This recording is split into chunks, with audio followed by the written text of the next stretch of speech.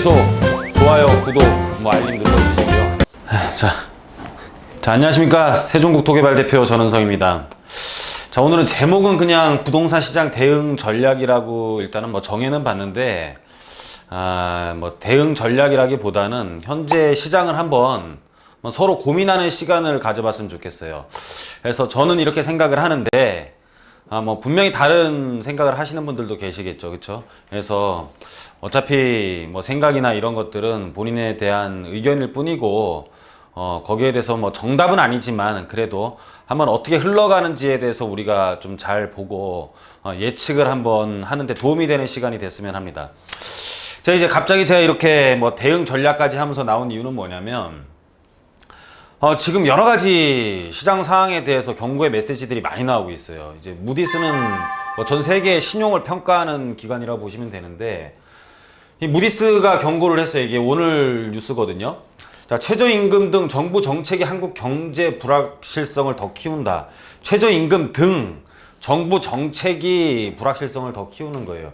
여러 가지의 지금 정책들이 잘못돼 있다라고 해서 지금 그 외국 그 기관에서도 지금 이렇게 경고를 하고 있어요. 이뿐만 아니고 우리나라 또 어떤 그 현재 내수 시장 또는 공장들, 산업단지들 보면 정말 카드 돌려 막는 심정으로 공장을 돌리고 있다. 자, 최저임금 이런 거 얘기할 때가 아니다라는 거예요. 사실은 부산, 울산, 경남 이런 데 지금 거제도, 중공업 단지들 이런 데 가보면은요, 동네 자체 경제가 파탄이 나 있습니다, 지금. 이런 거를 더 지금 신경 써야죠. 이거가 안 돌아가는데 무슨 최저임금입니까? 자, 지금 문성영 경제사회노동위원장께서도 소득주도 성장 어젠다, 국민 느끼기엔 추상적이다.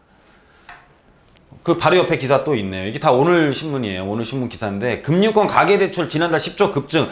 DSR을 해서 이게 정상적으로 이게 당연히 받아들이는 게 아니라 이게 시행되니까 너도나도 빨리 대출 받자 이거예요. 예?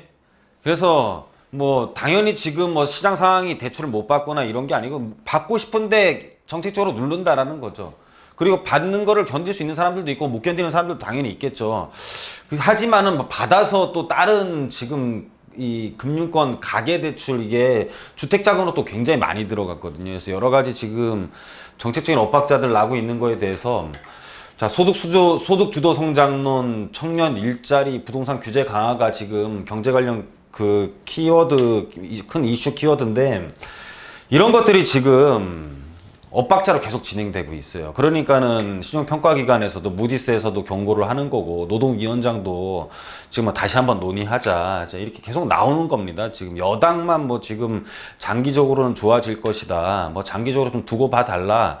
지금 장기적으로 우리가 지금 시장에 대한 그 게임을 할 상황은 아니에요. 단기적으로 막을 건 막고 가야 되는데 참 지켜봐야 될 문제입니다, 사실은. 자, 그래서 다시 한번 짚어볼게요. 이 얘기를 한번 전에도 한 적은 있습니다. 소득 주도 성장 방법들 보면, 자, 비정규직을 정규직으로 전환해요. 우리 공항 같은 데도 다 그렇게 됐죠, 지금. 최저임금 인상하고, 공공부문 일자리를 굉장히 증가를 시켜요. 공무원들 많이 뽑죠. 그리고 지금 국립, 공립, 유치원 지금 비리 문제 되지만 국립, 공립 같은 데는 유치원 교사들도 엄청나게 많이 뽑고 있어요. 보조금 바우처 지급하는 거, 이런 것들 다 뭡니까, 이게?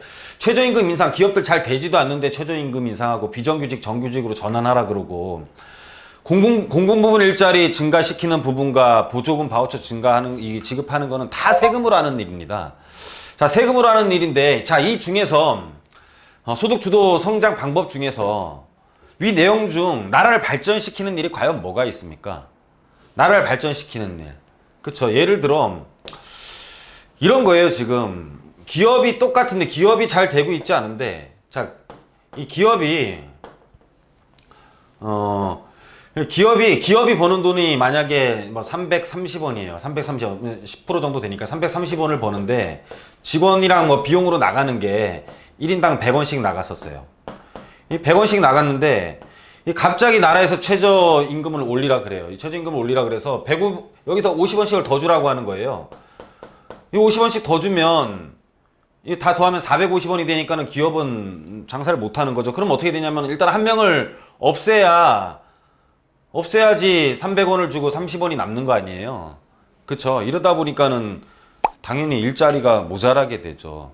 오히려 뭐 잘해준 서민을 위한 정책을 쓰는 것 같지만 기업이 발전하지 않은 상태에서 지금 임금 인상만 지금 강요를 하니까 당연히 일자리는 더 모자라고 못 뽑게 돼 있죠. 그래서 위 내용 중에 생산적인 부분, 기업을 위한 나라 발전을 할 수 있는 부분에 대한 내용이 없다라는 거예요. 이게 가장 큰 문제입니다. 자, 그래서 이 소득주도 성장론은 내용은 뭐냐면 모든 국민이 이제 기업한테 받은 돈을 외국 기업한테는 안 쓰는 거예요. 그래야 우리나라 기업이 성장을 하죠. 그렇죠? 그러니까는 기업이 잘 돼야 월급을 많이 준다 이 개념이 아니고 지금의 개념은 그 직원들한테 월급을 많이 주면 이 직원들이 니네 물건을 다시 살 거니까 그럼 넌 더 많은 생산을 할 거니까는 선제적으로 월급을 더 먼저 많이 주라는 뜻이에요. 선제적으로. 그러면은 그 월급이 기업한테 들어오려면은 내수시장, 국산품만 이용하고 수출은 지금처럼 유지돼야 된다는 명제가 분명히 깔려야 되는 거죠. 그렇죠?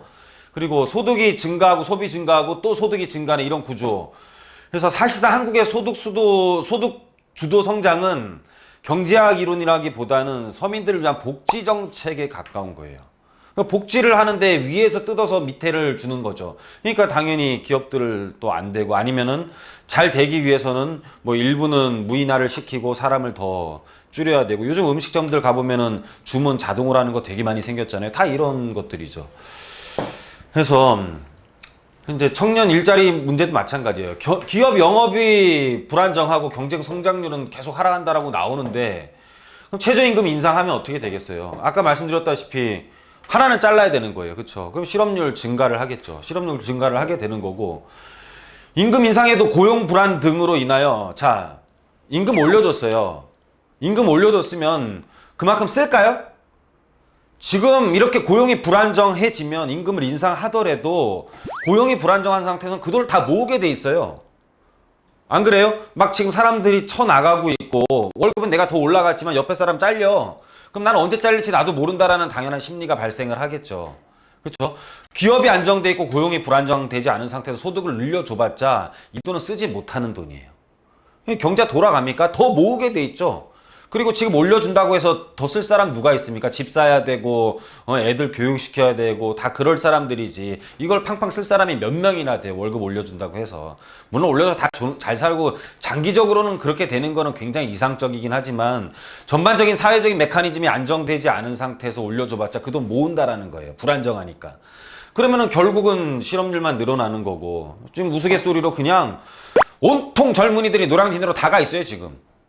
왜냐면은 세금으로 해갖고 어떤 공공적인 부분에는 일자리를 늘리는데 나머지는 다 잘리는 거죠. 공공적인 일자리는 안정됐다라고 생각을 하고 주식회사 대한민국에 취직하려는 사람들만 디글디글한 거예요 사실은. 그러다 보니까는 노량진 공무원으로 다 주식회사 대한민국에 취직하려고 지금 다 가 있는 거잖아요. 그렇죠? 이런 문제들이 발생을 하는 거죠. 그래서 지금은 부동산 정책을 한번 보면 조정대상 지역 이상 대출 및 양도소득세 중과를 하잖아요. 그래서 매수도 못하고 매도도 못하고 완전히 막아놓은 상태예요.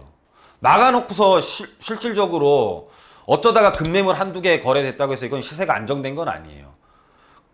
뭐 강아지도 그렇고 미친 말도 마찬가지고 동물을 교육시키더라도 미친 말을 묶어놓고 나서 길들였다고 말할 수는 없는 거예요.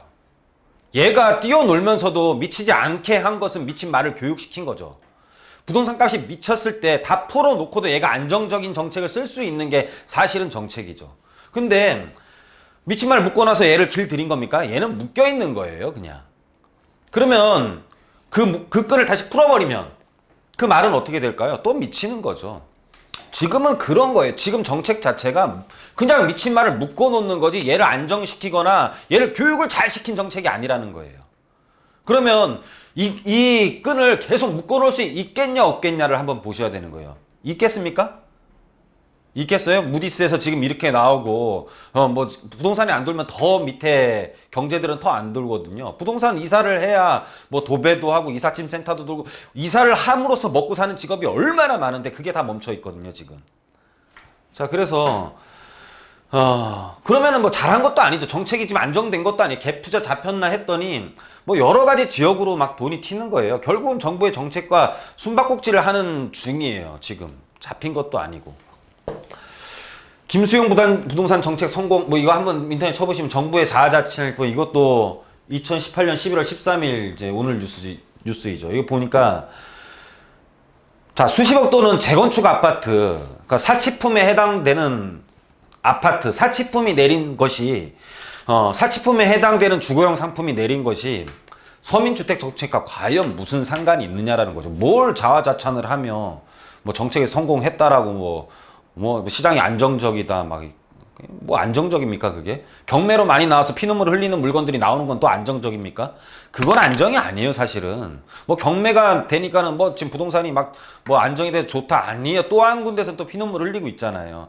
잘 되는 게 결국 서민이 굉장히 피해를 보고 있고 위에서 조금 내리고 밑에 아주 밑부분들은 너무너무 힘들어 있고, 예? 그 양쪽에 극단적인 부류들만 힘들게 해놓으면은 그게 무슨 안정이에요. 되게 서민들 지금 어렵고, 뭐 아파트 좋은 아파트 지금 경매 안 나오고 있습니다. 이상한 지금 막 지방에 있는 주택들 빌라들 이상한 것들 지금 경매 나오고 있고, 아주 높은 재건축 단지들 좀 가격 떨어진 거고, 극단적인 부류들의 가격을 흔들어 놓고 나서 무슨 정책이 안정적인 거냐. 여하튼 간에 정책들은 계속 하고 있어서 우리가 보면은요, 단기간 거래 소강 불가피해요. 단기간 거래 소강은 불가피하고 그 수많은 물건들 중에 당연히 급한 매물들도 있겠죠. 시세 하락이 아니에요. 급매물 위주로는 공략을 하세요. 급매물 위주로는 공략을 하는데 이런 방법들은요, 여러분들이 급매물이 나한테 돌아올 수 있게 항상 여러분들은 중개업자랑 좀 친해야 돼요. 왜냐면은 정말 급매물은 그냥 당장 소화될 수 있는 매물이잖아요. 또는 당장 소화될 수 있는 매물이고 누구든지 채갈 수 있는 매물이기 때문에 어떤 한 중개업소에서 정속 중개 계약을 체결하지 않은 이상 여러 군데 물건이 나갈 수 있겠죠. 급한 사람이 여러 군데 내놨을 거 아니에요? 그러면은 이건 금방 없어질 매물이니까 부동산 중개업자가 어떤 사람한테 가장 먼저 전화를 할까요? 제일 확률이 높은 사람, 제일 절실한 사람한테 먼저 전화를 할 거 아니에요. 근데 여러분들은 지금 부동산 돌아다닐 때 제가 백발백중 여러분들은 어떻게 하시냐면, 뭐 저는 급하지 않고 뭐 상황 보다 살 거예요. 뭐 이런 사람한테 먼저 절대로 안 가요. 전화 안 합니다. 급매물이 나왔을 때는요, 부동산 그 사람들한테 어떻게 인식을 시켜줘야 되냐면 중개업자들한테, 사장님 급매물 나오면 무조건 저한테 연락 주세요. 수수료 저는 안 깎습니다. 무조건 많이 드릴 테니까는 저 할 테니까는 연락 주십시오. 이런 사람들한테 우선적으로 연락이 가겠죠. 그래서 시세 하락이 아닌 급매물 위주로 공략을 하고요. 언제든지 또 전환될 수가 있어요. 지금 뭐 나라에서는 이러고 있지만 아까 노동위원장부터 해서 무디스부터 해서 여당 빼고 야당은 거의 대부분이 현재 지금 정책들을 좀 비판을 하고 있어요. 그러다 보면 지금 또 서민들까지 많이 또는 아니면은 약간의 어떤 뭐 집회가 생긴다든지 약간의 지금 어떤 폭동 비슷하게 이러만 놔주면은요, 아마 정부 정책 계속 이렇게 가진 못해요. 에? 지금 김앤장 막 바꾼다 그러고 막 그러잖아요. 그쵸? 그래서 언제든지 주택을 매입할 수 있는 준비를 갖춰야 하셔야 돼요. 그래서 뭐 오늘 거창하게 그냥 뭐 부동산 시장 대응 전략이라고 했는데, 지금 무디스에서도 경고가 나오고 노동위원장도 그러고 야당에 대한 목소리도 크고 소득주도 성장론에 대해서 지금 모든 사람들이 걱정을 하고 우려를 하고 있는데도 지금 계속 그 기조를 유지하는 거에 대해서 한 번은 제가 하고 싶은 말씀을 좀 드리고 싶어서 오늘 한번 했습니다. 그리고 뭐 요즘 뭐 유튜버들 조사 뭐 약간 이런 것도 있는데 약간 이제 이 대립되는 방안을 이제 세우면은 뭐 저 또한 또 피해를 보지 않을까도 걱정되지만 여러분들이 많이 응원을 해줘야 혹시 제가 잘못하더라도 다시 잘 될 수가 있습니다. 여러분들 많이 구독하기 눌러주시고 그리고 저 많이 응원해 주시고요. 또 궁금하신 점 있으신 분들은 항상 또 전화 주셔서 저희랑 같이 가셨으면 합니다. 자, 오늘 강의는 여기서 마치도록 하겠습니다. 네.